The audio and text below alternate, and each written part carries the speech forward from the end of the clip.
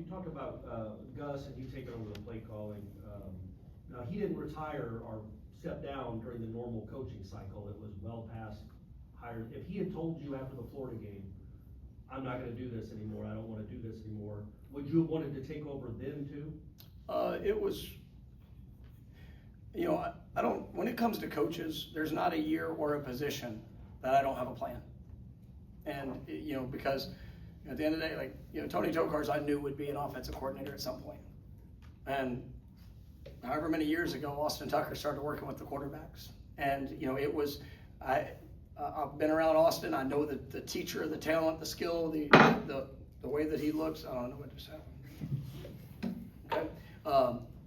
But there was always a thought. Now, and sometimes that situation is the right fit. Sometimes it's not. But I go into every year, you know, if this was to happen, if that was to happen, then what would the plan be moving forward? And, you know, I'm grateful for Gus and what he did over the course of last year. I think it was something that was necessary for us at the time, you know, and there was very few people that I would have done that with, you know, but, you know, I felt with where we were staff-wise, where we were, some of the things that, where I needed to focus my time in this new age, I thought it was a necessity to have somebody to come in and do what he did. And, you know, there were some really good things that we were able to accomplish.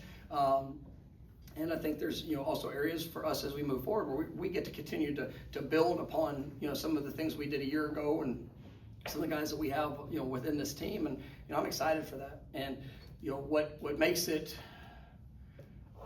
you know, Gus and I are different, but the foundation of it is the same. And that's where, and with, you know, there was never a talk with Tim Harris coming in of saying, hey, this might be, Tim made that the reality. And I saw the job that he did every single day with the wide receivers. I saw the way that he works. I saw the way that he impacts his players. I get to hear how he sees things and the different ways to attack, and that made that a very easy decision for me. I didn't need to go, you know, to go anywhere beyond that process, whether it would have been early, late. But I'm always going to have multiple thoughts because, you know, I don't want to ever be blind to a situation and say, well, this is just what I think you should do. If potentially it's not best. And with every decision that I've made, it's because I believe it is best. And it's best for where we are, who we have, how things all work together. And, you know, I'm excited about this staff. I'm excited about this team. We're going to talk for a couple